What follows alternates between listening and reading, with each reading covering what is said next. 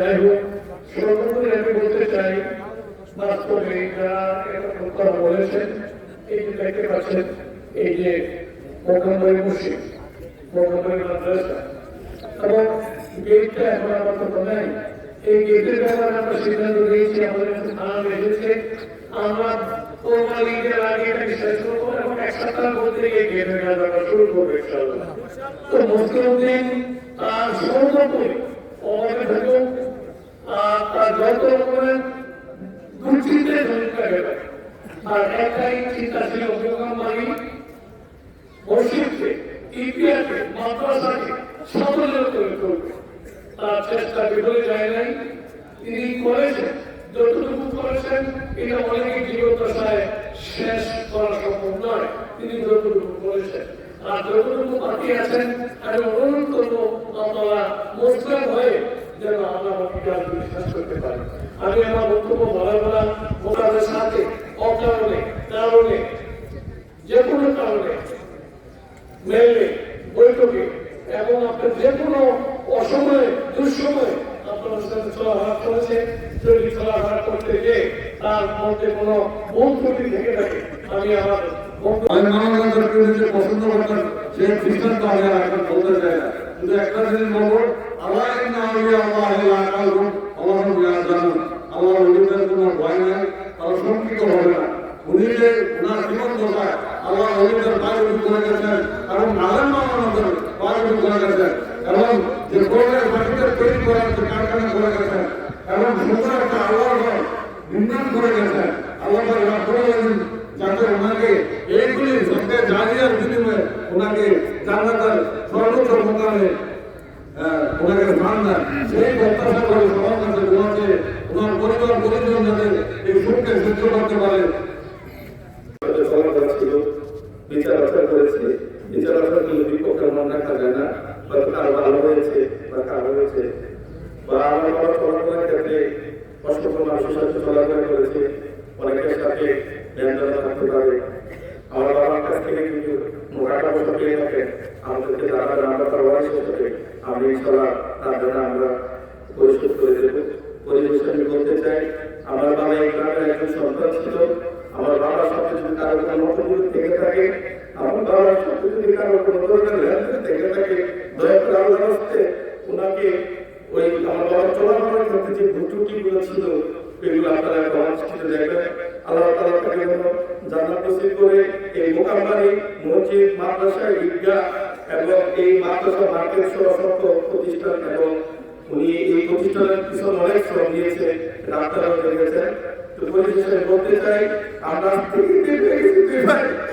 আমরা 19 সালে আমরা পেয়েছি, আমরা ওই পায়খানা সুখ কাটিয়ে ওঠার সাথে সাথে এখন বাপার সুখ আমাদের কাছে এসে পড়েছে। আল্লাহ তাআলা যেন আমাদের এই সুখকে শক্তিতে রূপান্তরিত করেন, সকল আমার বাবাকে ক্ষমা করে দেবেন। আল্লাহ তাআলা যেন আমার বাবাকে জান্নাত নসিব করেন, এই আশা করতে করতে আমি আমার কথা শেষ করছি। আমার বাবার নসিব ছিল উনি ওনার এই নামাজের জানাজা আমাদের এই মসজিদের সাবেক খতিব আলামী মাদ্রাসার প্রধান মুহাদ্দিস এবং প্রিন্সিপাল এখন মাওলানা মাওলানা আশরাফ হুজুর, উনি আমার বাবার জানাজা করবেন। আর আমাদের মধ্যে এই মুহূর্তে তিনি মাঝে মাঝে মাদ্রাসায় গিয়ে আমাদের সাথে কথা বলতেন যে এই মাদ্রাসাটা ঈশা খান আমলের একটা ছোট মসজিদ ছিল। এই মসজিদটা এক গম্বুজ বিশিষ্ট, যেখানে 15 থেকে 20 জন মুসলিম নামাজ পড়তে পারতেন। আলহামদুলিল্লাহ তিনি দায়িত্ব নেওয়ার পরে এলাকাবাসীকে সাথে নিয়ে যারা বিত্তবান ছিলেন তাদের কাছ থেকে কিছু টাকা পয়সা সংগ্রহ করে এই মসজিদটাকে এখন তিনি 4 তলা পর্যন্ত করেছেন। তারপরে মাওলানা মাহবুব আশরাফি সাহেব আছেন, তিনি তাকে সাথে নিয়ে তার সুপরামর্শের ভিত্তিতে আমাদের পাশে একটি মাদ্রাসা করেছিলেন। মাদ্রাসাটা যখন 1 তলা হয় তখনই হাজী মুস্তাফিজ সাহেব তিনি উপরে হাসপাতালে অসুস্থ হয়ে পড়ে যান। তখন তার কাছে যখন আমরা শিক্ষকতা গিয়েছিলাম তখন তিনি একটা কথা বলেছেন যে আমার জন্য আপনারা দোয়া করবেন, আমি যেরকম ভাবে মসজিদটাকে 4 তলা বিশিষ্ট করেছি, মাদ্রাসাটাও যেন আমি এরকম 4 তলা 3 তলা 4 তলা করতে পারি। এরপরে যেন আমার মৃত্যু আল্লাহ তাআলা দেয়। আলহামদুলিল্লাহ আল্লাহ তাআলা তা কবুল করেছে। আমরাও দোয়া করেছি। এখানে প্রায় প্রতি বছরে 10 থেকে 15 জন ছাত্র হাফেজ হয়ে জ্ঞান হয় এবং এলাকাবাসী সবার সমন্বয় করে এই মাদ্রাসাটাকে তিনি গড়ে তুলেছেন। এখানে একটি অবস্থান উনি একেবারে হাড় ভাঙা পরিশ্রম করে এই অবস্থানের পরিবৃত্তি করেছেন, এটা সংস্কার করেছেন। সর্বশেষ তিনি করোনার মধ্যে দেখা গেছে যে একটা উজুখানা করেছেন, একেবারে মানুষগুলো দেখা হতো দৃষ্টিনন্দিত একটা জায়গা, উজুখানা করেছেন, এই মসজিদও করেছেন তিনি। আসলে ওনার স্মৃতিচারণ করে শেষ করা যাবে না। যখন মাসের 25 তারিখ হয় তখন আমাকে ফোন দিয়ে বলে, স্যার বেতন কি হয়েছে? কারণ আপনারা জানেন যে প্রতিষ্ঠানে কোনো সরকারি অনুদান আসে না, প্রতিটা বেতন দিতে হয় ছাত্রদের কাছ থেকে কালেকশন করে। যদি বলি যে কিছু টাকা শর্ট আছে, তখন বলছে যে কেরানি সাহেবকে পাঠিয়ে দেন আমার কাছে, আমি আমার ফান্ড থেকে আমি দিয়ে দিই, পরবর্তীতে আবার দিয়ে দিবেন। এইভাবে প্রতি মাসের 1 তারিখে তিনি বেতনটা দিয়ে দিতেন। বলতেন যে শিক্ষকরা যেন কোনো কষ্ট না পায় টাকার জন্য, 1 তারিখের মধ্যে বেতন পরিশোধ করে দিতেন।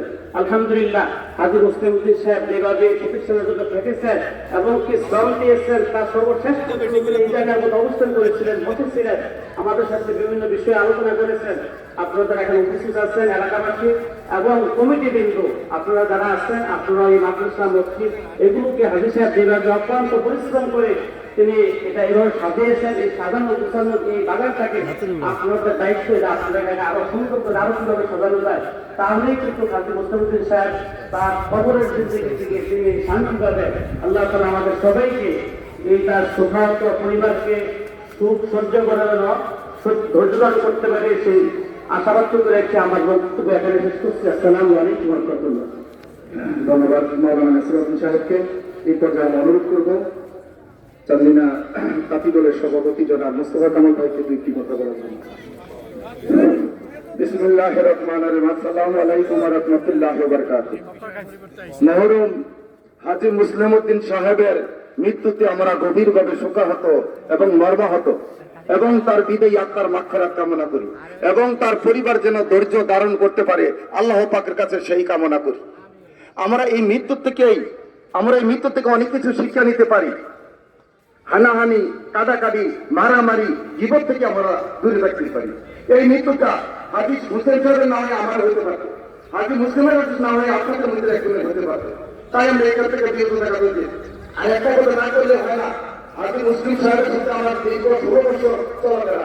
উনি আমার অফিসারিয়া প্রতিদিন একটা ক্লাবে এবং উনি এই মুহূর্তে আমাদের সকলের